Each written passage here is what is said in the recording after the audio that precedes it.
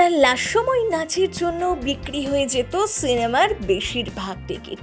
তার ফিগার, চোখের ভাষায় পাগল হয়েছেন কতজন। এই বৈজয়ন্তী মালার প্রেমেই নিজের সংসার পর্যন্ত ভেঙেছিলেন রাজ কাপুর। বাবার কুকীর্তি মুখ বুজে সহ্য করেছেন ঋষি। নায়িকার সৌন্দর্যে এতটাই বিভোর হয়ে গিয়েছিলেন, স্ত্রীকে নাকি ভুলেই যান একটা সময়।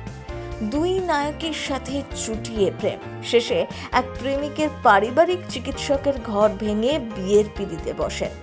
এমনকি এই বৈজয়ন্তী মালার জন্যই দিলীপ কুমার এবং রাজ কাপুরের নাকি বন্ধুত্ব নষ্ট হয়ে গিয়েছিল। রাজ কাপুরের সাথে প্রথমে নার্গিস এবং পরে বৈজয়ন্তী মালার সাথে সম্পর্ক ছিল। এই নিয়ে বলিউডে সে সময় গুঞ্জন ছিল প্রবল। সামনে থেকে মায়ের যন্ত্রণা দেখেছেন ছেলে ঋষি কাপুর। বৈজয়ন্তী মালার সময় তার মা কৃষ্ণা কাপুর কিছুতেই রাজ কাপুরকে ক্ষমা করতে পারেননি। ছেলে ঋষির হাত ধরে বাড়ি থেকে বেরিয়ে গিয়েছিলেন। প্রথমে মুম্বাইয়ের নটরাজ হোটেলে ওঠেন, তারপর 2 মাস পর চিত্রকূট নামে একটি অ্যাপার্টমেন্টে থাকতে শুরু করেন। এই অ্যাপার্টমেন্ট তার বাবা মাকে কিনে দিয়েছিলেন। এভাবেই বেশ কয়েকটা দিন বাড়ি থেকে বাইরেই কাটিয়ে দিতে হয়েছিল রাজ কাপুরের স্ত্রী এবং ছেলেকে। বাইরে বেরোলে যে নানা গুঞ্জন, চারদিকে হাসাহাসি, ছিছিরব।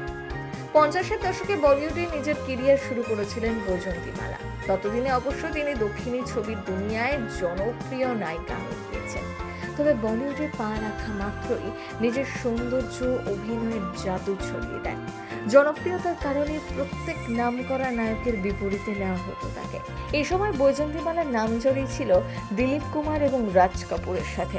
দিলীপ কুমার এবং রাজ কাপুরের বন্ধুত্ব নষ্ট হয়ে গিয়েছিল নাকি এই নায়িকার জন্য। সম্পর্কের উত্থান পতনের মধ্যেই রাজ কাপুরের পারিবারিক চিকিৎসক ডাক্তার বালির সাথে সম্পর্কে জানান বৈজয়ন্তী মালা। অভিনেত্রীর চিকিৎসা চলাকালীনই তারা কাছাকাছি আসেন।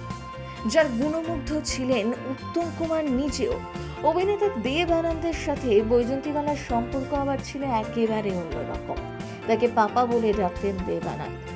চন্দ্রমুখীর ভূমিকায় অভিনয় করে বৈজয়ন্তী মালা সেরা সহ অভিনেত্রী পুরস্কারের জন্য মনোনীত হলে তিনি সেই পুরস্কার নিতে অস্বীকার করেন। তার যুক্তি, তিনি কোনো সহকারী অভিনেত্রীর ভূমিকায় অভিনয় করেননি, নায়িকার ভূমিকাতেই করেছেন।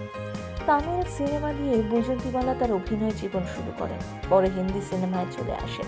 ধীরে ধীরে দর্শকদের ভালোবাসায় তাকে 1950 এবং 1960-এর দশকে একজন বিশিষ্ট ব্যক্তিত্ব করে তোলেন। কঠিন প্রতিযোগিতার সত্ত্বেও হার মানেননি কোনোদিন। পৃথক পরিচয় তৈরি করেছিলেন, এসেছিলেন রাজনীতির মঞ্চে। যদিও অভিনয় কখনো ছাপিয়ে যেতে পারেনি তার শাস্ত্রীয় নৃত্যের প্রতি আবেগকে। শুরুটা হয়েছিল মাত্র 7 বছর বয়সে ভ্যাটিকান সিটিতে গিয়ে পারফর্ম করে।